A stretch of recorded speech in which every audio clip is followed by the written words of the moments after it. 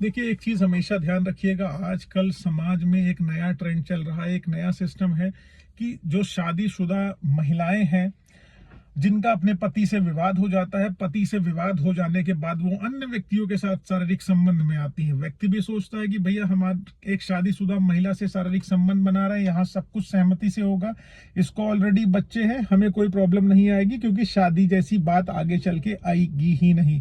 लेकिन जब वो महिला पकड़ जाती है किसी भी रीजन की वजह से, उसका हस्बैंड या उसके फैमिली वाले पकड़ लेते हैं, तो वो उस व्यक्ति पर ही एलिगेशन लगाने लगती है कि इसने मेरे साथ जबरदस्ती सेक्सुअल इंटरकोर्स किया, शादी का झांसा देते हुए।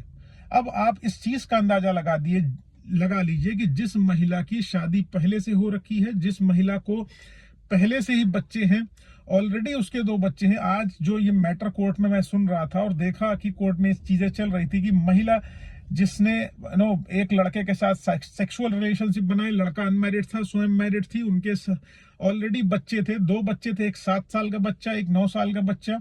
और जब वो पकड़ ली गई, जब उनके परिवार वालों ने पकड़ लिया कि इन्होंने किसी अन्य लड़के के साथ शारीरिक संबंध बना रखे हैं, तो इनके द्वारा कुछ स्टेप नहीं लिया गया। स्टेप सिर्फ इतना सा लिया गया, बलि का बकरा इसी लड़के को बना दिया गया। वो ऐसे बना दिया गया, इनके द्वारा FIR लिखाई गई कि इस लड़के ने मेरे साथ शारीरिक संबंध बनाए, शादी का झांसा देते हुए मेरे साथ शारीरिक संबंध बनाए।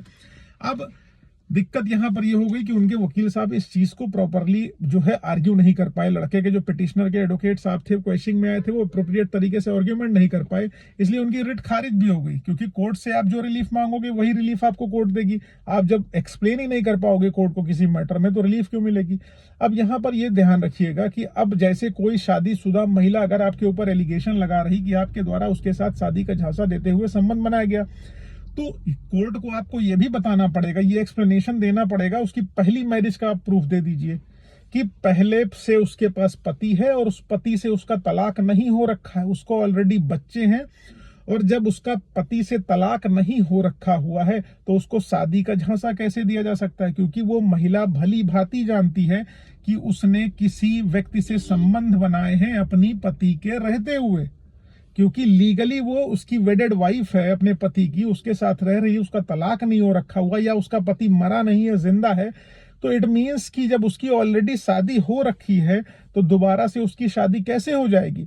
तो ऐसी सिचुएशन में ये ध्यान रखिएगा, जब भी कोई महिला अगर आपके विरुद्ध ऐसे आरोप लगाए, निराधार आरोप लगाए, क्योंकि आप ये ध्यान रखिएगा अडल्ट्री अब कोई जो है ग्राउंड नहीं है जो है किसी प्रकार का कि आप एडल्ट्री को वैलिड कर दिया गया इंडिया में कि आप किसी भी महिला के साथ जो है संबंध बना सकते हैं या किसी भी पुरुष के साथ आप संबंध बना सकते हैं, बशर्ते आपकी शादी हो रखी है नहीं हो रखी, इससे कोई लेना देना नहीं। अब वहां पर उन्होंने शारीरिक संबंध बना लिया, उसके बाद फंसाने की चेष्टा करने लगती हैं जब अपना पकड़ी जाती हैं। तो कभी कभी ऐसा गैंग भी चलता है कि महिलाएं, शादीशुदा महिलाएं जो है, ऐसे बहुत सारे केसेस जो है दीपिका मैम बहुत एक्सपोज कर रही हैं ऐसे मैटर्स को, आप लोग देखिएगा, बहुत बड़ी एक्टिविस्ट हैं वो, उन्होंने बहुत अच्छा मेहनत करा हुआ है इस फील्ड में, ठीक है। तो ऐसी सिचुएशन में जब भी शादीशुदा महिला एलिगेशन लगाए तो आप बस यही कोर्ट में प्रूफ करने की कोशिश करिए कि भाई इनकी शादी पहले से हो रखी है, जब इनकी शादी पहले से हो रखी है तो इनके साथ हम शादी नहीं कर सकते, इनको अच्छी तरीके से पता था, जो भी संबंध बने हमारी सहमति से बने, हमारी सहमति ही थी कि हम लोग एक दूसरे के साथ शारीरिक संबंध बनाएंगे और किनारे हट लेंगे।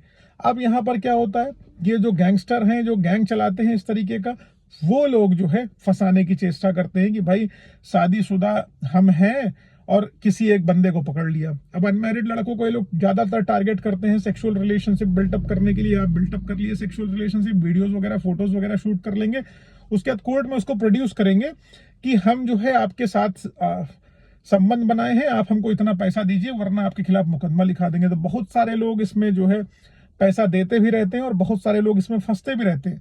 तो इसलिए जब भी ऐसी सिचुएशन आए, अपने लिए एकदम अप्रोप्रिएट तरीके से लड़िए, क्वेश्चनिंग में जाइए, अच्छे से लड़िए, तभी आपका डिफेंस क्रिएट होगा, वरना आपकी समस्या खड़ी हो जाएगी, परेशानी में आ जाएंगे। और इस तरीके की जब भी कोई झूठी FIR हो तो डेफिनेटली इमीडिएट लेवल पर आपको FIR क्वेश्चनिंग में जाना चाहिए। अरेस्ट है आपको मिलेगा, गिरफ्तारी पर रोक लगेगी, पुलिस विवेचना करेगी, जो भी सच्चाई होगी सामने आएगी। अब पुलिस की विवेचना कितनी भद्दी और गंदी होती है इस पर मुझे एक्सप्लेनेशन करने की जरूरत नहीं, आप लोग बेहतर तरीके से जानते हैं।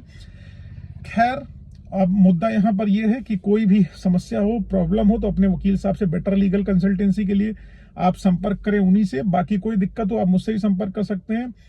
सारी चीजें आपको डिस्क्रिप्शन में मिल जाने वाली है। फेसबुक, इंस्टाग्राम, ट्विटर पर अभी तक आप लोगों ने मुझे फॉलो नहीं किया तो वहां फॉलो करें, लिंक आपको डिस्क्रिप्शन में मिल जाने वाला है। थैंक यू सो मच, जय हिंद।